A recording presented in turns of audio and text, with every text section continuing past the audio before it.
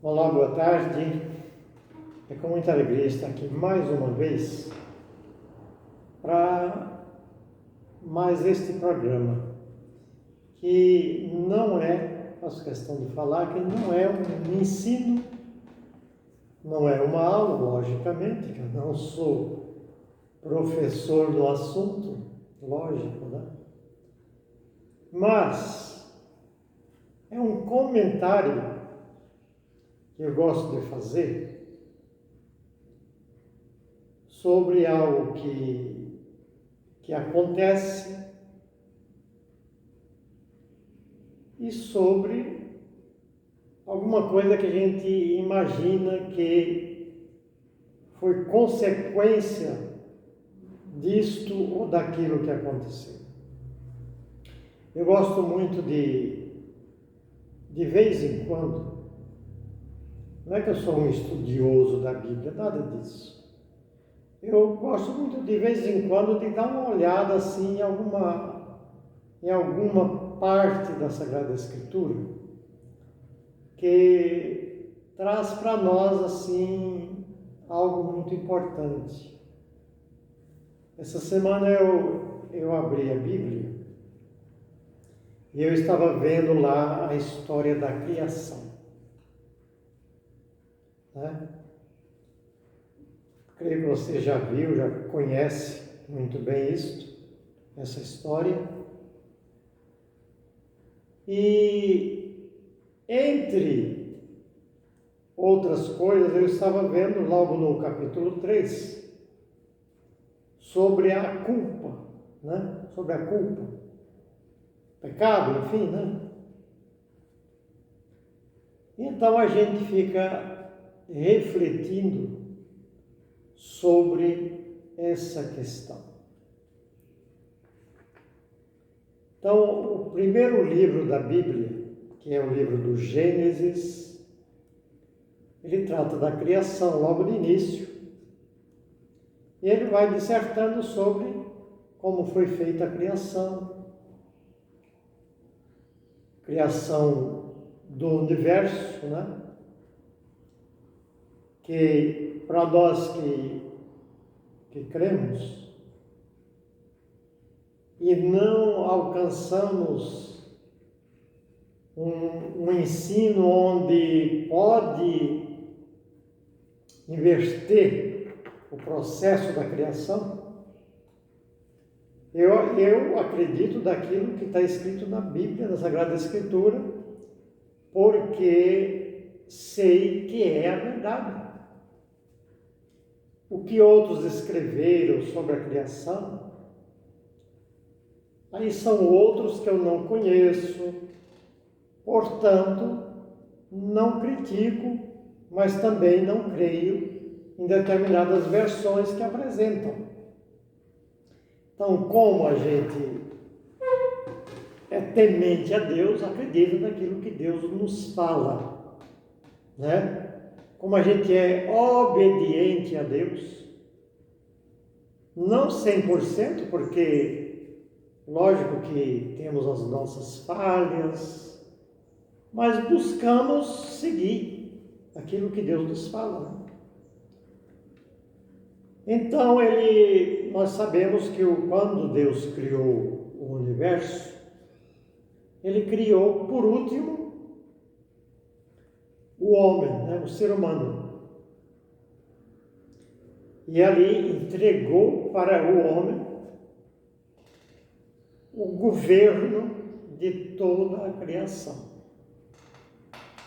E para isso, Ele deu inteligência, esse dom que os animais não têm.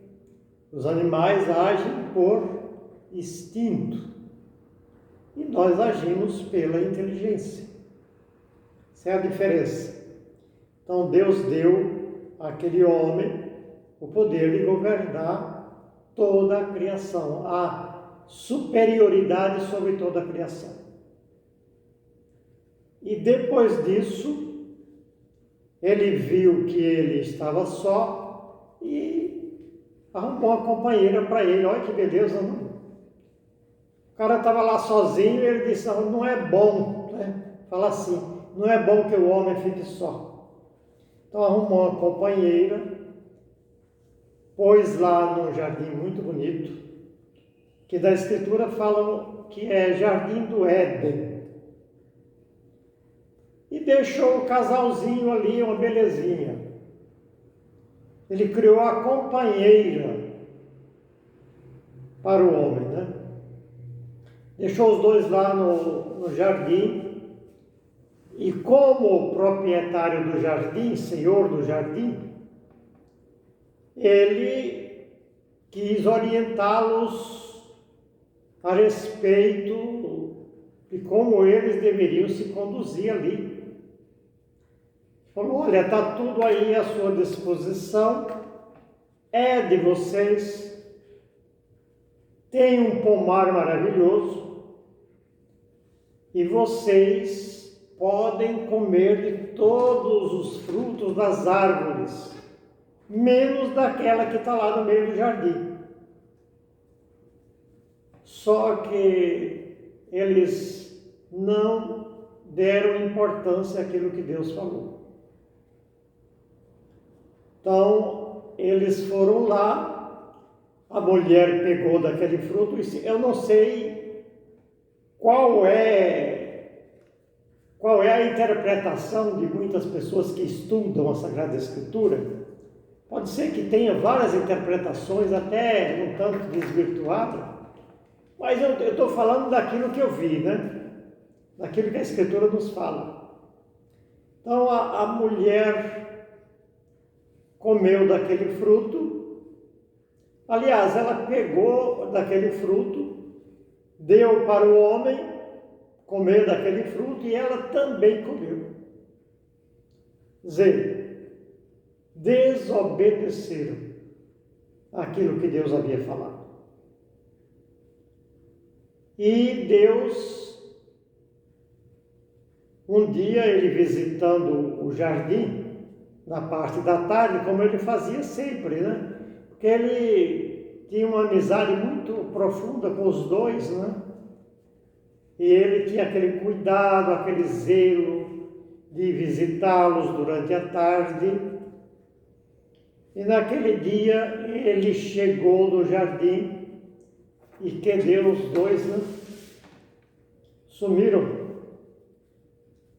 Então Deus falou, Adão, onde estás? E ele quietinho. Depois ele apareceu e falou, disse, não, eu vi o barulho dos seus passos no jardim e tive medo. Por isso eu me escondi. Daí ele falou assim para Adão, escute uma coisa, você teria comido do fruto da árvore que eu proibi comer? Então sabe o que Adão respondeu? Preste atenção na respostinha esfarrapada do Adão. Ele falou, a mulher que o Senhor me deu, a mulher que o Senhor me deu, olha só, ela me deu desse fruto e eu comi. Tá bom. Daí a mulher também provavelmente se aproximou e Deus perguntou a ela, por que você fez isso? Você não sabia que era proibido? Ela disse, não, a serpente me enganou e eu comi. Conclusão, ninguém assumiu a culpa. Cada um arrumou uma desculpinha e caiu fora da responsabilidade. E o resultado de tudo isso foi, pela desobediência, eles saíram ou foram expulsos do jardim sem a bênção de Deus. E mais a culpa nos ombros. A culpa. Saíram com a culpa pelo erro, pela desobediência e pela culpa de ter errado, não obedeceram à voz de Deus, não prestaram atenção. Então, a gente vê que a culpa, a desobediência, é provavelmente uma das heranças que não acabou e provavelmente não vai acabar. Seria muito bom, né, quando a gente um dia contemplasse um mundo onde todo mundo obedece a Deus, onde todo mundo obedece ao seu superior, onde aquela criança obedece a seu pai, sua mãe, onde o operário obedece ao seu superior lá no trabalho, onde o motorista obedece às regras e às leis de trânsito. Enfim, o que a gente contempla no momento ainda é a desobediência. A desobediência onde ninguém quer observar e nem se submeter e continua errando e fugindo da responsabilidade. Não foi eu, foi por isso, foi por aquilo, foi não sei quem. E começa a achar um culpado pelo seu gesto de desobediência e de erro de conduta. Então é isso que a gente percebe, não é mesmo? E quando a gente comete um erro, esse erro traz consequências pesadas. Aquele primeiro erro, aquela primeira desobediência, gerou o que para a humanidade? A separação da humanidade com Deus, a inimizade da humanidade com Deus. Mas por que da humanidade? Só eram eles dois. É que os meninos lá, ele representava a humanidade inteira. O casalzinho representou a humanidade inteira. A gente não fala que é o pai Adão? Né? Ele representa a humanidade junto a Deus. E Deus ficou muito desapontado com aquilo ali, deixou eles fora do jardim, mas prometeu que um dia enviaria um Salvador. Prometeu. Então, a gente sabe que foi por uma certa teimosia que tudo isso aconteceu e por falta de humildade. A humildade que é contrária, aliás, o orgulho que é contrário à humildade, leva a pessoa a cometer esse tipo de coisa. E a pessoa começa a se acovardar. Então, por causa disso, eles perderam a graça de Deus. Por causa desse erro, dessa desobediência, perderam a graça de Deus. E veja quanto sofrimento causado por causa de um erro, por causa da desobediência, por causa de não dar importância àquilo que precisa saber, que precisa obedecer, que precisa ouvir. Então, a desobediência, nós sabemos que ela causou e continua causando prejuízos materiais, morais, de toda a espécie. Prejuízos, às vezes, irreparáveis. Já viu que há erro que leva ao pior desfecho, à pior consequência? Quando o indivíduo está dirigindo, que desobedece ao sinal, à lei de trânsito, ele pode se esborrachar num acidente por causa da desobediência. Então, essas coisas, de vez em quando, é bom a gente comentar. Aí, na pior das situações que a pessoa às vezes está vivendo, fala, foi Deus que quis assim. Que mundo é esse? Deus quis, será que Deus consente essas coisas? Mas quem disse para nós que esse é o mundo que Deus quis? Esse é o mundo que Deus não quis. Deus não quis esse mundo do jeito que está. Ele fez tudo perfeito. Fez tudo perfeito, a natureza, o ser humano, deixou tudo perfeito. Mas o ser humano, aos poucos, ele vai degradando, vai destruindo tudo, por causa da desobediência. Deus, o que Deus quer e quis e continua querendo, é a nossa felicidade. Muita gente culpa também, para se desvencilhar às vezes do erro, culpa o diabo. É que o diabo está tentando muito. O diabo é o tentador, eu sei que ele é o tentador, nós sabemos, lógico. Mas nem o diabo teve culpa dessa questão.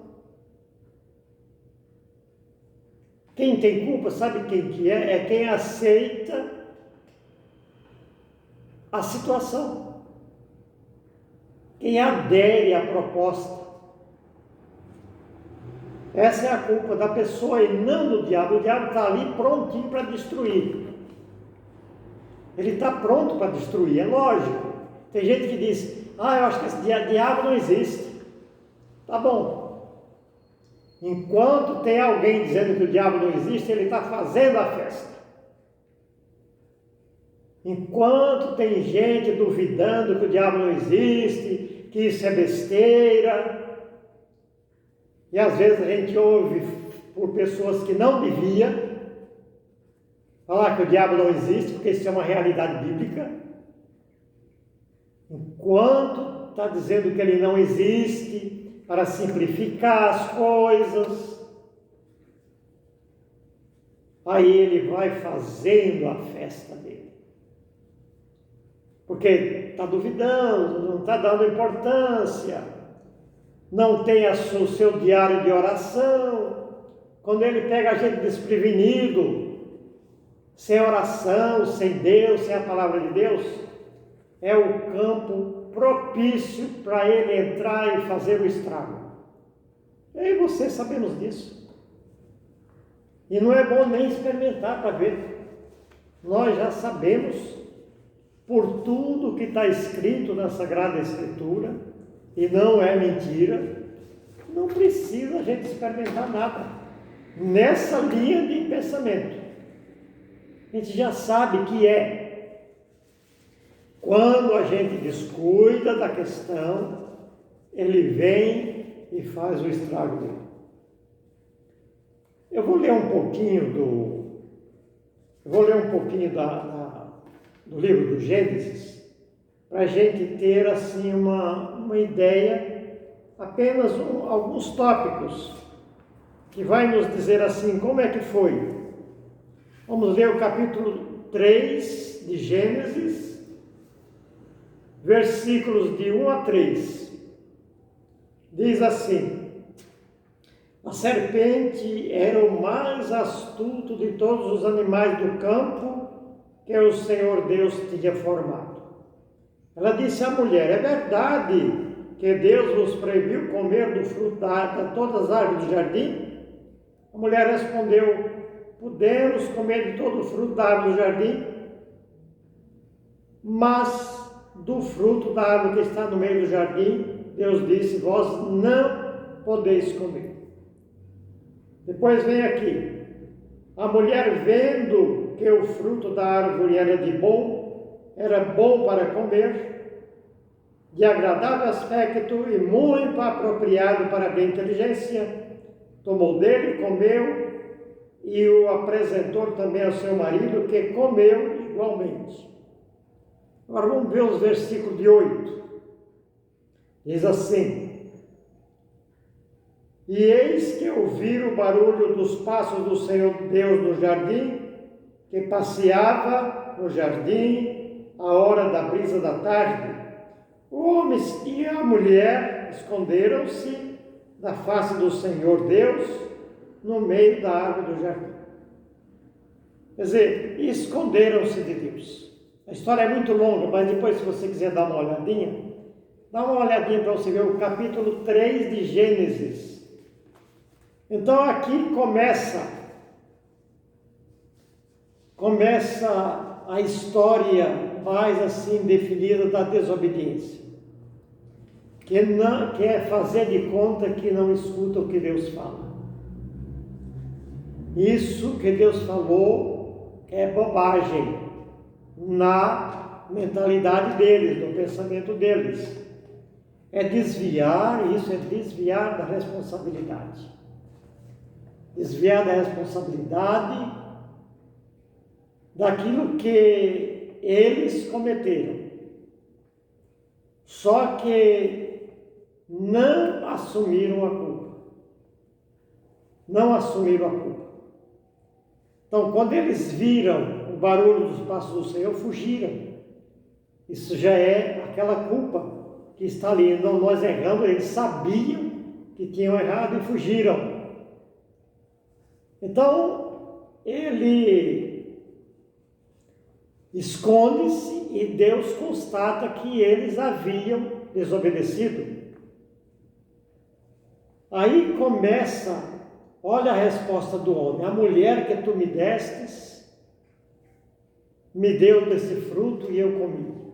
E a mulher também, para fugir da responsabilidade, ela fala: a serpente me enganou e eu comi. Que serpente me enganou? Não vamos pôr a culpa aqui só no demônio, não. Muito mais gente teve culpa aqui. Então, é a fuga. É para fugir da responsabilidade. Conclusão: ninguém assumiu a culpa. Então eles saíram da presença de Deus, da bênção de Deus, derrubaram o plano de Deus, destruíram o plano de Deus, o plano de salvação de Deus. Naquele momento estava destruído por eles, porque ele queria salvar, ele queria que eles fossem ali exemplo de vida, e na verdade não foram. Então esse é o mundo que Deus não quis. Então, com certeza, se eles tivessem pedido perdão a Deus no momento, você acha que Deus não ia conceder o perdão a eles? Mas simplesmente acharam melhor não assumir a culpa. Então, e o perdão, nós sabemos que o perdão é o remédio. O perdão é o remédio para a nossa culpa, para o nosso erro, para o nosso complexo de culpa.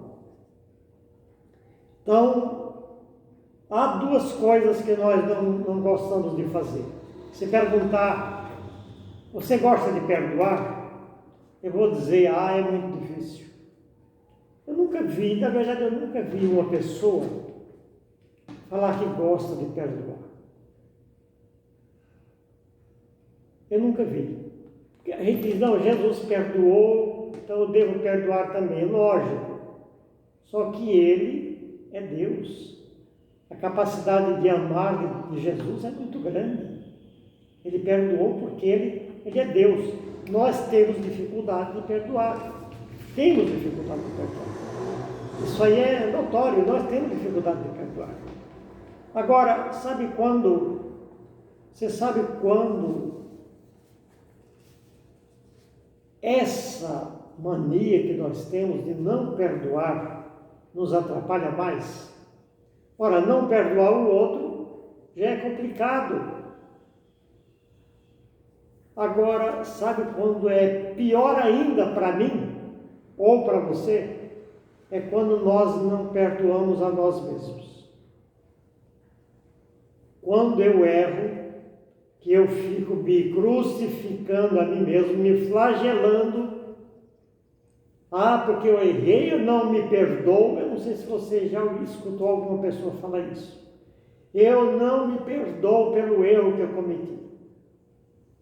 Pelo amor de Deus, se você souber de alguém que vive esse drama na vida, carregando essa culpa, porque errou e não se perdoa a si próprio, aconselha ela a se perdoar imediatamente.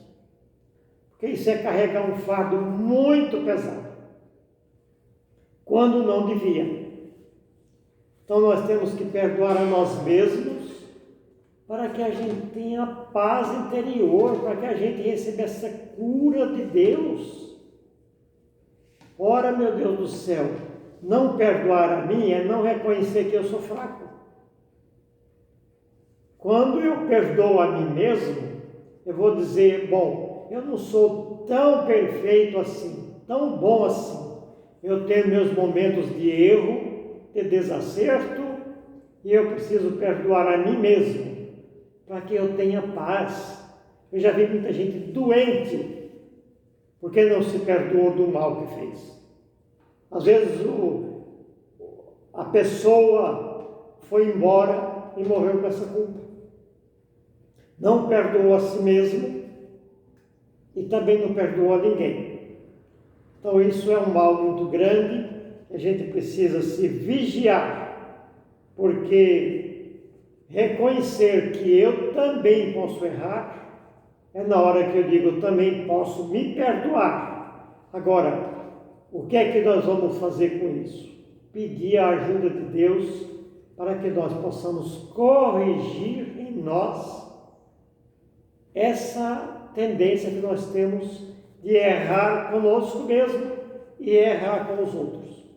Então é isso que eu queria comentar sobre esse texto lido, que agradeço por você estar aí mais uma vez com a gente, que Deus te abençoe e até uma próxima oportunidade. Vamos ver na próxima o que é que nós trazemos aí. Que Deus nos abençoe, em nome do Pai, do Filho e do Espírito Santo.